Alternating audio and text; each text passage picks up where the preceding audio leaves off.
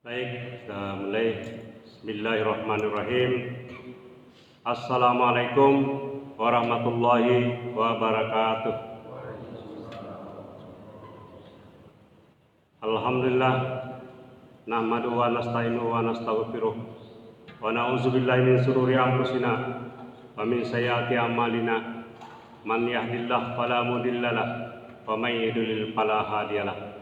Asyhadu an la ilaha illallah wahdahu la syarikalah wa asyhadu anna Muhammadan abduhu wa rasuluh.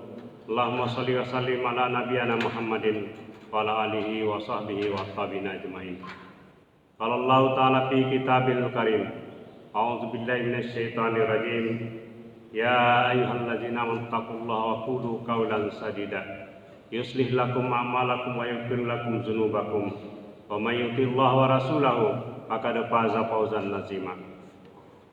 Raditu billahi rabba wa bil islami dina wa bi Muhammadin nabiyya wa rasulah. Para jamaah sekalian yang kami hormati, yang kami muliakan, dan juga saudara-saudara yang bisa mengikuti secara online. Pada subuh ini kita bersyukur kepada Allah Subhanahu wa taala. Allah yang telah memberikan banyak nikmat, rahmat kepada kita, sehingga kita bisa menjalani kehidupan ini yang Allah semuanya sudah menciptakan segala sesuatu fasilitas kehidupan manusia untuk bisa menjalani kehidupannya secara normal, secara baik, thayyib, dan juga telah memberikan petunjuk kehidupan berupa Al-Quran dan Sunnah yang telah disampaikan kepada umat manusia. Pada kesempatan ini, untuk kajian kita perlu untuk mengetengahkan yang berkaitan dengan kasih sayang Allah atau rahmat Allah kepada umat manusia. Karena salah satu fungsi atau makna yang dicantumkan dalam Al-Quran yang berkaitan dengan rahmat Allah pada umat manusia, atau Al-Quran itu sebagai rahmat. Akan Rasulullah disebut sebagai rahmatan lil alamin. Kehadirannya untuk menyampaikan pesan-pesan keagamaan, ketuhanan, ketauhidan, syariah, akhlak, dan seterusnya. Semuanya adalah wujud daripada kasih sayang Allah Subhanahu wa taala. Demikian pula apa yang diberikan kepada kita semuanya sebagai wujud kasih sayang Allah. Karena itulah pada kajian dari yang ke-247 ini, yang mana pada hari ini kita sudah berada di 16 Safar 1445 Hijriah atau bertepatan dengan 2 September 2023, kita akan membahas berkaitan dengan fungsi Al-Quran sebagai rahmat sekaligus juga wujud kasih sayang Allah yang berlaku sejak dari manusia berada di alam rahim sampai nanti di ujung dari kehidupan, yaitu apabila manusia masuk kepada surganya Allah Subhanahu wa taala. Jadi surga itu adalah rahmat yang terbesar di dalam kehidupan kita. Baik, kita ambil beberapa konsep yang berkaitan dengan rahmat ini. Karena di dalam Al-Quran, sesuai yang saya baca di dalam berbagai sumber, kalau kata rahmat atau rahmatan atau rahim, arham, istilah-istilah yang muncul, ya, rahmah, yarham, ar-rahman, ar-rahim, banyak sekali muncul di dalam Al-Quran. Kata-kata ini yang seakar, ya, sampai 339 kali. Kalau rahmatan saja itu 20, belum lagi turunan-turunan dari kata-kata tersebut. Semakin banyak disebutkan di dalam Al-Quran, itu menunjukkan bahwa semakin besar arti makna dari istilah atau konsep atau terminologi dari apa yang kita bahas, yaitu rahmatullah, atau secara umum kita sebut dengan rahmat. Mulai dari kita sering bertemu atau dalam acara-acara dimulai dengan ucapan salam. Assalamualaikum warahmatullahi wabarakatuh. Kita bermohon ya kepada Allah Subhanahu wa taala agar kita ini diberi keselamatan, dan yang kedua adalah untuk mendapatkan rahmat Allah. Kalau mengikuti kaidah bahasa Arab ini yang disebut dengan isim ma'rifah ini, pakai alif lam ini, maka ini sifatnya berkelanjutan. Ya, sifatnya berkelanjutan. Terus menerus Allah Subhanahu wa taala menurunkan rahmatnya kepada hambanya, kepada manusia. Ya. Tidak ada batasnya, terus menerus sifatnya berkelanjutan. Nah, kita kutipkan salah satu ayat di dalam Al-Quran, ya, yaitu di surah Al-Anbiya, suratnya para nabi. Surah ke-21 ayat 107. A'udzubillahi minasyaitonirrajim. Wa ma arsalnaka illa rahmatan lil alamin. Kami tidak mengutus engkau Muhammad, Nabi kita Nabi Muhammad SAW, kecuali, ada kata illa di sini, kecuali, menunjukkan bahwa sungguh-sungguh ini adalah merupakan rahmat. Bagi siapa? Ini bukan orang per orang, tetapi kepada seluruh alam, ya, baik untuk hewan, tumbuhan, manusia, jin, berlaku untuk komprehensif universal. Inilah salah satu yang menjadi misi kita di sini, membangun pengetahuan, menyampaikan ilmu, basisnya pada wahyu, berdasarkan wahyu dari Allah Subhanahu wa taala. Karena sifat-sifatnya ada jaminan bahwa itu adalah kebenaran, yang pertama. Kemudian sifatnya universal, berlaku untuk semua, juga komprehensif, ya, meliputi segala sesuatu, ala kulli syai', atau tibyanan, dijelaskan segala sesuatunya, tibyan ala kulli syai', semuanya sudah ada. Selain daripada situ, juga sifatnya berkesinambungan, berkelanjutan. Yang kita sebut tadi rahmat Allah itu sifatnya berkelanjutan dari alam rahim sampai dengan di ujung dari kehidupan, apabila manusia itu memasuki rahmat yang terbesar, yaitu surganya Allah Subhanahu wa taala.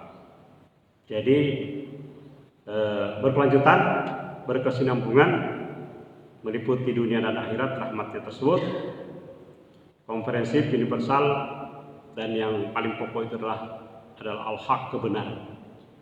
Dan yang satu lagi adalah sifatnya terintegrasi. Kalau kita pakai ilmu berdasarkan wahyu ini, jaminan tersebut tidak dimiliki dari berbagai macam ideologi manapun, paham manapun, selain daripada yang berasal dari wahyu Allah Subhanahu wa taala. Nah, inilah jaminan kita menggunakan wahyu Al-Quran sebagai pedoman di dalam praktek kehidupan kita. Nah, pun juga di dalam, selain daripada salam setiap seperti manusia, saya sebutkan tadi sejak dari alam rahim, ya, sebagaimana juga disebutkan di surah An-Nisa itu, ya, sifat-sifat arham. Nah, juga apabila kita membaca Al-Quran, diingatkan juga di situ pentingnya kita apabila dibacakan Al-Quran agar kita mendengarkannya secara sama, karena di situ juga ada rahmat Allah Subhanahu wa taala. Wa iza quri'al Qur'an fastami'u lahu wa ansitu la'allakum turhamun. Turhamun di akarnya juga dari rahmat tadi. Jika dibacakan Al-Quran, dengarkanlah dengan sesama, dan diamlah agar kamu dirahmati oleh Allah Subhanahu wa taala, agar kamu mendapat rahmat. La'allakum turhamun. Dan dia menyebutkan la'allakum turhamun, agar kalian ini berlaku untuk umum semuanya. Pakai jamak. Turhamun, agar kalian mendapat rahmat. Allah sendiri yang menyampaikan ini kepada Nabi kita Muhammad SAW, supaya manusia itu agar manusia itu mendapat rahmat apabila dia mendengarkan secara seksama. Nah, kemudian di ayat lain,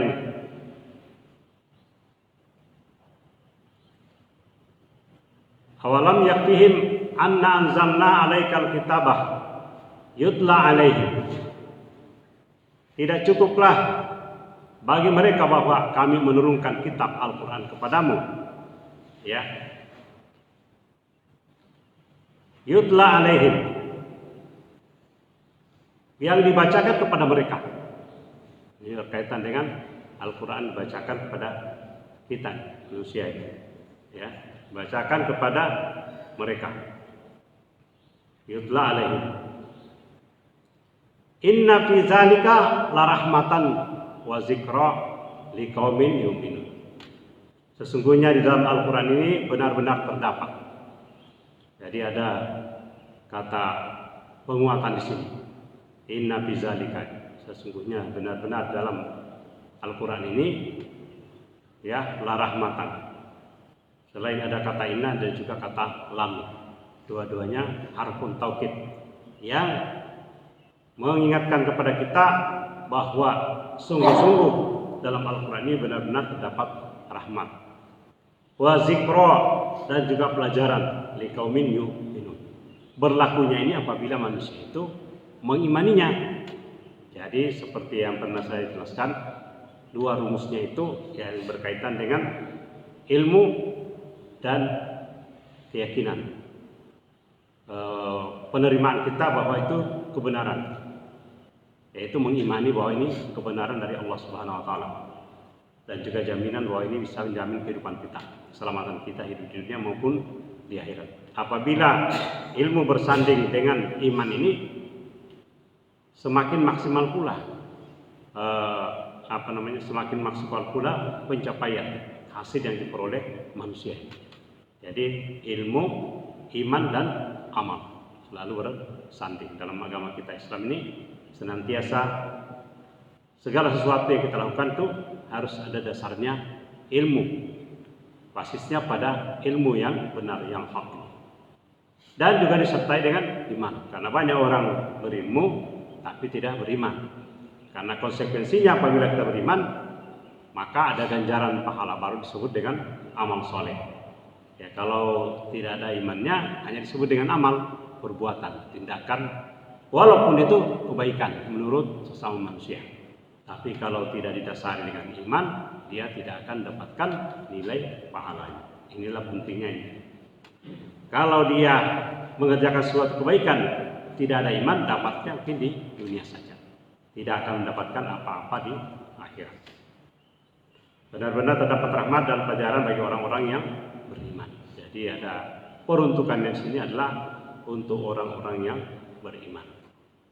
Dalam kisah-kisah terdahulu seperti kisahnya Nabi Musa alaihissalam juga disebut dia mendapatkan rahmat terbaik, karena kisah Nabi Musa alaihissalam dia diselamatkan dari kekejaman Fir'aun, ya, baik ketika dia masih bayi hingga dibuang oleh ibunya, dimasukkan ke dalam wadah untuk dihanyutkan ke sungai supaya diselamatkan. Karena ibunya Nabi Musa itu mendapat ilham dari Allah Subhanahu wa taala untuk menyelamatkan Musa dengan cara seperti itu. Sampai dia ketika membunuh seorang dan melarikan diri, kemudian sampai dia di negeri Madian, dia mendapatkan pasangan hidup, tempat tinggal, sampai kemudian diangkat sebagai nabi. Cerita Nabi Musa di dalam Al-Quran surah Al-Qasas ini secara ringkas karena terbatas pernah kita dibahas ini, itu adalah semuanya merupakan rahmat dari Allah Subhanahu wa taala. Dan paling sering disebut di dalam Al-Quran kisahnya Nabi Musa alaihissalam. Tilka ayatul kitabil hakim, ya, itulah ayat kitab yang penuh dengan hikmah. hudan wa rahmatan lil muhsinin. Nah, di surah Luqman ayat yang ke-2 dan 3 ini ya, sebagai petunjuk dan rahmat bagi orang-orang yang berbuat kebaikan. Jadi tadi poinnya bagi orang-orang yang mukmin, kemudian ini lil muslimin bagi orang-orang yang berbuat kebaikan. Ya, menunjukkan bahwa apabila kita melakukan perbuatan kebaikan muslim ini juga kita mendapatkan rahmat dari Allah Subhanahu wa taala melalui daripada Al-Qur'an. Di surah An-Naml ayat 77 juga rahmatan lil mu'minin. Wa innahu lahudan wa rahmatun lil mu'minin. Sesungguhnya Al-Qur'an itu benar-benar menjadi petunjuk dan rahmat bagi orang-orang mukmin, ya. Jadi untuk memaksimalkan rahmat Allah Subhanahu wa taala adalah kita harus menjadi orang mukmin, memaksimalkan rahmat jika kita imani dan kita beramal saleh. Nah, di dalam surah Yunus ini ada 4 fungsi dari Al-Quran disebut di ayat yang ke-57. Karena kita bahas waktu kita membahas tentang berkaitan dengan Quran sebagai petunjuk. Ya ayuhan nas, qad ja'atkum. Wahai manusia, ini berlaku untukmu. Jadi Allah mengajak manusia ini yang sebut tadi rahmatan lil alamin mencakup juga seluruh manusia, tidak terkecuali. Kecuali manusia itu tidak mau, ya. Illa man yashallah. Kecuali dia tidak, orang yang dapat petunjuk itu apabila yang dikehendaki oleh Allah Subhanahu wa taala. Tadi dibaca di surah apa tadi Ustaz dibaca? Yang rakaat pertama. Hujurat. Takwir. Surah Takwir di ujung-ujungnya bawah itu apabila dikehendaki oleh Allah Subhanahu wa taala. Bisa manusia mendapatkan rahmat apabila petunjuk rahmat dari Al-Qur'an apabila Allah menghendakinya. Ya ayuhan nas, berlaku untuk semua manusia tanpa kecuali. Dan inilah yang tidak diketahui oleh manusia ini, karena banyak manusia bersikap sudah menolak Al-Qur'an tapi dia belum tahu hikmahnya. Bersikap menolak dulu sementara belum tahu persisnya. Qad ja'atkum mau'izatum mir rabbikum. Ya, telah datang kepadamu mau'izah, pelajaran, yaitu Al-Qur'an dari Tuhan. Ini sudah datang, ini kita sudah bacakan dan sudah dijual belikan, tersebar, bahkan bisa di-download ini Al-Qur'an. Ya. Hebatnya manusia masih berpaling. Mir rabbikum, dari Tuhan kalian. Ya, dari Rabb. Maha pencipta, maha pelihara, penjaga. Makna Rabb ini menciptakan segala sesuatu, memeliharanya dan menjaganya. Ya, termasuk Al-Qur'an dijaganya. Ya. Wasifaun lima fis sudur. Penyembuh bagi sesuatu penyakit yang ada di dalam dada. Kalau manusia ini merasa sesak, merasa sempit hatinya, merasa tidak tenang, silakan kita mengambil Al-Quran, kita baca. Karena dengan jalan itu pikiran kita bisa ditenang. Ya. Ala bismillahi tatmainnal qulub. Dengan mengingat Allah ini, ayat-ayatnya, hati akan menjadi tenang. Wahudan wa rahmatun lil mu'minin, menjadi petunjuk dan rahmat. Jadi di sini kata rahmat dan petunjuk senantiasa bergandengan. Banyak sekali dalam Al-Quran itu dipasangkan sebagai petunjuk dan rahmat. Jadi kalau kita maksimalkan Al-Quran sebagai petunjuk, maka dia akan menjadi rahmat bagi kita. Seperti itu kira-kira maknanya yang paling mendalam. Nah, pun juga di surah An-Nahl ini. Surah An-Nahl surah ke-16 ayat 89. Ya, wa nazzalna 'alaikal kitaba tibyanan likulli syai'. Ini yang saya pernah sampaikan, likulli syai'in, tibyanan likulli syai'. Kami turunkan kitab Al-Quran kepadamu untuk menjelaskan segala sesuatu. Ya, jelaskan segala sesuatu. Tibyanan ala kulli syai'. Semuanya sudah dijelaskan. Jadi inilah yang menjadi keyakinan baik kita kalau mengembangkan teori berdasarkan Al-Quran, sudah ada semua penjelasannya hukum kehidupan. Karena tidak mungkin Allah yang menciptakan alam semesta menurunkannya ayatnya mengatakan bahwa tibyanan ala kulli syai'. Berarti tidak ada hukum-hukum yang terjadi dalam kehidupan ini yang tidak ada dalam Al-Quran. Hanya saja mungkin manusia yang belum ketemunya.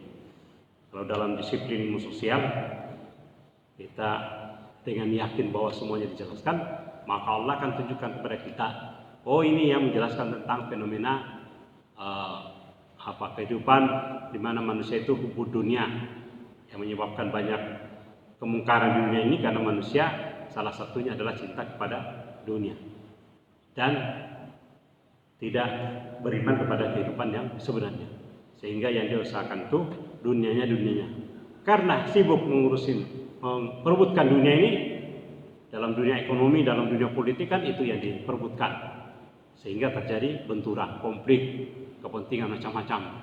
Ya, ada gonjaman macam-macam ini. Kalau di dalam politik akhir-akhir ini makin serunya kalau diikuti. Ini semuanya adalah interest, semuanya karena kepentingan manusia, kepentingan golongan, kepentingan partai, para elit dan seterusnya. Semuanya berkutat di situ.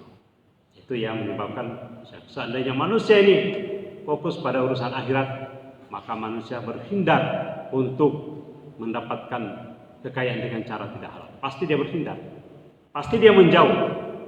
Dan takut juga mencari kekuasaan, bahkan menghindar untuk mendapatkan kekuasaan karena besarnya tanggung jawab yang harus dihadapi nanti di akhirat.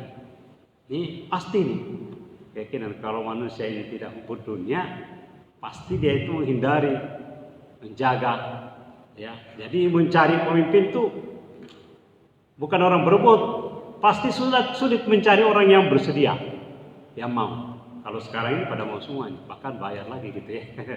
Ini manusia ini bayar, mau dipertanggungjawabkan lagi di akhirat. Karena yang urusan ekonomi dan politik senantiasa bergandengan. Orang masuk politik tidak mungkin kalau tidak ada muatan ekonominya di sana. Pasti itu mengumpulkan modal-modal politik itu adalah modal-modal untuk mendapatkan ekonomi juga, mendapatkan kekayaan. Dan kalau orang sudah kaya, dia cenderung juga untuk mempertahankan dengan cara masuk ke dunia politik. Itulah yang disebut dengan kaum oligarki yang bertalian dengan dua itu. Nah, itu pasti. Dan itulah fenomena yang paling banyak. Sudah disebutkan likulli syai', tibyanan likulli syai'. Wa hudan wa rahmatan wa busra lil muslimin. Kami turunkan Al-Quran kepadamu untuk menjelaskan segala sesuatu petunjuk dan rahmat dan kabar gembira bagi orang-orang yang berserah diri kepada muslimin. Kalau dibagi snacknya. Oh ya. Baik, surah Saba ini ayat ke-34 yang menunjukkan bahwa Nabi Muhammad SAW bukti membawakan rahmat untuk manusia semuanya. Wa ma arsalnaka illa kafatan linnas. Ya, kafa ini semuanya. Menjadi rahmat lil alamin sama ini maknanya. Wa ma arsalnaka illa kafatan linnasi basyiran wa nazira. Walakinna aksaran nasi la ya'lamun. Tidaklah kami mengutus engkau Muhammad kecuali kepada seluruh manusia. Apa seluruhnya? Ya. Kata-kata udhulu bisilmi kafa, masuklah dalam agama Islam secara keseluruhan, totality. Jadi tidak separuh-separuh. Banyak orang ini masuk agama itu yang penting menguntungkan aja, beragama di pinggiran-pinggiran aja. Pergi ke masjid hanya di hari Jumat. Yang dikerjakan wajib-wajib itu pun di ujung-ujung waktu sholat. Biasanya di ujung salat maghrib menjelang waktu isya, salat asar menjelang waktu maghrib, salat duhur menjelang waktu asar. Ini orang yang malas-malasan. Ini yang dianggap tidak termasuk orang yang lalai dari salat ini. Kita ini sudah berusaha. Ya, mari saya mengajak semua ini konsisten. Saya kira yang di masjid sudah jelas nih. Jamaah kita sudah jelas selalu melaksanakan salat paling standar itu kalau dia ke masjid pasti di awal waktu. Pasti kan? Kalau sudah berusaha terus ke masjid berarti dia sudah selesaikan yang urusannya di awal waktu tadi. Tapi kalau tidak ke masjid, besar kemungkinan itu ya, 90% kemungkinan itu di ujung waktu. Jangan-jangan tidak dilaksanakan juga. Hari Jumat itu untuk ini aja, untuk pergaulan sosial, supaya orang tidak tua dia masih Islam gitu ya. Sehingga kalau meninggal itu masih layak untuk dibawa ke masjid. Karena ada orang baru datang ke masjid, bukan datang sendiri tapi didatangkan karena sudah berada di atas keranda. Na'udzubillah min dzalik. Jadi kepada semua sebagai pembawa berita gembira dan pemberi peringatan. Tetapi kebanyakan manusia tidak mengetahuinya. Ini dia. Aksaran nasi la ya'lamun. Inilah pentingnya pengetahuan ini. Jadi kita beragama itu harus dengan pengetahuan. Karena kalau kita tahu, kita paham, pasti kita selalu berusaha meningkatkannya. Dan karena kita tahu itulah, maka Allah memberi nilai ganjaran pahala yang besar. Bagi melaksanakan yang hanya ikut-ikutan dengan tidak tahu, jauh berbeda. Pasti itu jauh berbeda. Karena Allah sendiri mengatakan, ya fa'illahu ladzina amanu minkum walladzina utul ilma darajat. Orang yang didatangkan atau diberikan ilmu dengan beberapa derajat. Bukan menambah aja, kalau misalnya 1 tambah lagi 2. Tapi nih kalau namanya derajat dalam bahasa ilmu sosial disebut dengan strata sosial, pelapisan sosial. Ya itu adalah tingkatan-tingkatan. Jadi sungguh ini yang berbeda 1 poin itu bukan berarti dari 1 ditambah 2, tapi dia derajatnya meningkat, stratanya meningkat di atasnya. Itulah benar di Islam selalu disebut fi jannatin aliyah. Surga-surga itu di atas tempat tinggi. Dari tingkat seperti itu. Nah, jadi selalu derajat-derajat yang diinginkan. Orang-orang yang dalam surga yang terbaik, dia menempati tempat yang tertinggi. Nah, jadi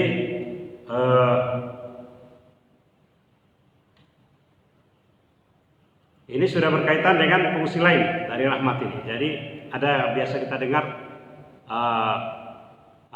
kita bermohon kepada Allah rahmat fi zakaratil maut. Ya. Karena ada itu doa itu ya. Qablal maut, indal maut, wa maghfiratan ba'dal maut. Ya. Sebelum ini kita dapat bertobat, kemudian dalam menjalani sakarat maut itu diberi rahmat oleh Allah dan diberi juga maghfirah setelah kita ampunan setelah kita meninggal ini. Itu menunjukkan bahwa sampai mati pun manusia berharap mendapatkan rahmat ini. Ya, jadi tadi kan disebutnya tadi alamnya alam rahim. Rahmat itu alamnya itu alam manusia pertama kan di alam rahim. Yang rahim ini kan kandungan dalam bahasa di tafsir ini diturunkan ini rahim itu arham, rahim kandungan, dalam kandungan. Yang Allah itu kalau menyebutkan istilah konsep ini selalu ada maknanya di situ. Ya, makna al-ard misalnya itu kan tempat berpijak. Bukan bumi secara fisik, tapi sifat-sifatnya itu. Sama dengan rahim, alam yang penuh dengan kasih sayang karena manusia ini dalam alam rahim. Itu sebabnya kan kalau bapak, ibu, saudara-saudara ini membuka di YouTube ini, kalau orang yang mengandung itu kan dianjurkan tuh baca surah-surah tertentu, misalnya surah Maryam. Karena Maryam itu simbol dari kasih sayang ya ibu terhadap anaknya. Dan bukti kasih sayang Allah diberikan kepada Maryam, yaitu Nabi sallallahu alaihi wasallam tanpa dia punya suami. Disebut ini adalah merupakan rahmat dari Allah Subhanahu wa taala. Itulah kalau ada yang hamil dianjurkan untuk dibacakan, diperdengarkan surah Maryam karena dalam kandungan itu. Jadi yang saya sebut tadi sifatnya berkelanjutan dari alam rahim sampai surga. Surga itu adalah rahmat yang terbesar. Dan rahmat ini makna yang saya sudah sebutkan tadi, kita ulang lagi. Kasih sayang, simpati, keramaan, kelemah lembutan, ya, mengasihi, menyayangi, ya, rahimah yarhamu. Nah, ini fiilnya ini rahimah yarham. Ya, kata dasarnya tadi rahim, arham. Ya, yang penuh dengan kasih sayang, baik hati, yang maha pemurah. Kalau yang ar-Rahman itu sama dengan ar-Rahman, ar-Rahim, maha pemurah dan maha pengasih atau maha penyayang. Ya. Kemudian kita biasa dengar almarhum, orang yang dikasihi. Ya. Jangan juga sembarang ini. Jelas dia itu penjudi kasab, tidak bertobat gitu ya, almarhum. Tapi almarhum semua manusia ini, nggak ada orang berani nih. Mungkin takut manusia kalau jangan-jangan dia diterima tobatnya juga ya, kita tidak tahu juga. Semuanya disebut almarhum kan? Ada undangan gitu, sebut ini bapaknya atau ibunya, ALM gitu ya, almarhum. Orang yang dikasihi. Kita tidak tahu apa benar-benar dia dikasihi. Tapi kalau Firaun tidak ada yang bilang Firaun almarhum gitu ya. Nah, ini harus kita pahami juga, jangan sembarang itu menggunakan yang tidak sesuai dengan. Jadi kalau sudah tadi doa ini ada yang berkaitan dengan permintaan di surah Al-Mu'minun ayat 118. Ya. Qul rabbighfir warham wa anta khairur rahimin. Ini ya dia. Pokoknya kita di sini ambil hikmah yang di ujung dari kajian kita. Katakanlah Muhammad. Kalau dikatakan Muhammad bukan berarti itu Muhammad aja. Muhammad suruh katakan, sebarkan, share-nya. Ya, sampaikan kepada umat manusia ini. Doanya ini. Rabbighfir warham. Ya Tuhanku, berilah ampunan. Ya. Dan rahmat. Ya, kasih sayang tadi ya. Wa anta khairur rahim. Kenapa kita minta ampunan dan rahmat? Karena Allah inilah engkaulah sebaik-baik yang pemberi rahmat. Khairur rahim. Wa anta dan engkaulah khairur rahim. Superlatif ini. Sebaik-baik pemberi rahmat. Nah, di ujungnya ini, ujung dari kehidupan tadi, janji tadi dari alam rahim sampai ke surga, yaitu di surah Ali Imran dan juga Al-Jasiyah. Wa ammal ladzina biyaddat wujuhuhum fa fi rahmatillah hum fiha khalidun. Adapun orang-orang yang berwajah putih berseri, ya ini surah Ali Imran ayat 107. Ya biasa kita baca juga dalam salat. Adapun orang-orang yang berwajah putih berseri, berarti tandanya yang mendapat rahmat nanti di akhirat. Makanya di dunia juga sudah kelihatan manusia yang sudah bercahaya, bukan murung terus nih, ya merengut terus nih, bukan cirinya ya. Makanya kita suruh banyak tersenyum ya. Salah satu rahmat Allah ini kan kita tersenyum. Senyum aja sudah di pahala satu nih. Kalau kasih satu kan dikasih 10 lagi Pak, berarti ada 10 nih. Jadi ada pun orang-orang yang berwajah putih berseri. Wa malazina bayaddat wujuhuhum. Fa fi rahmatillah, mereka berada di rahmat Allah. Ini yang disebut. Berada di rahmat menunjukkan tempat, yaitu surga. Ya. Kalau sudah menunjukkan tempat berarti adalah surga. Yang di ujungnya, kalau di ujungnya tadi yang awal berarti alam rahim. Hum fiha khalidun, mereka kekal di dalamnya. Nah, yang terakhir di surah Al-Jasiyah ayat 30 ini. Ammal ladzina amanu wa amilus solihati fayudkhiluhum rabbuhum fi rahmatihi. Dzalika huwal fawzul mubin. Ini yang menjadi motivasi bagi kita. Adapun orang-orang yang beriman dan beramal soleh, ya, Rabb mereka akan memasukkan mereka ke dalam rahmatnya, yaitu surga. Ya, zalika huwal fawzul mubin. Itulah kemenangan yang nyata. Jadi apabila kita masuk surga rahmatnya Allah, manusia di dunia ini disebutkan untuk berlomba-lomba dapatkan kebaikan, kebenaran yang nyata. Mubin tadi itu apabila kita sudah masuk surganya Allah. Nah, disebutkan di sini adalah ke dalam rahmatnya, yaitu surga. Ya, jadi menutup dari surah Al-Imran ayat 107 dan Al-Jasiyah surat yang ke-45 ayat 30 menjadi penutup dari kajian kita ini. Kita berharap kita berasal dari alam rahim penuh dengan kasih sayang. Masa di ujungnya kita tidak mendapatkan kasih sayang Allah masuk surga itu? Malah petaka itu kalau masuk neraka. Ya, karena kita bukan berasal dari neraka ini. Walaupun mungkin manusia ada yang terlahir bukan dari hubungan yang sah gitu ya, tapi tetap disebut alam rahim, wujud dari kasih Allah. Sampai di akhirat kita berharap mendapat rahmatnya Allah, yaitu surganya. Dan ini adalah kemenangan yang nyata dan keberuntungan yang besar, bukan kerugian. Demikianlah apa yang kita sampaikan pada ini. Mudah-mudahan kita mencermati konsep kata atau istilah rahmat itu, semakin menguatkan keyakinan kita, memperkuat kita untuk senantiasa memperbanyak amal saleh, sehingga kita dalam kehidupan di dunia menjelang dalam suasana kematian kita rahmat oleh Allah Subhanahu wa taala. Mudah-mudahan ketenangan sampai nanti kita mendapatkan rahmat yang paling ujung dari kehidupan itu, yaitu surganya Allah Subhanahu wa taala. Demikian, kurang lebihnya mohon dimaafkan para jamaah sekalian. Mari kita tutup dengan doa kafaratul majelis. Subhanakallahumma wa bihamdika, asyhadu an la ilaha illa anta, astaghfiruka wa atubu ilaik. Assalamualaikum warahmatullahi wabarakatuh.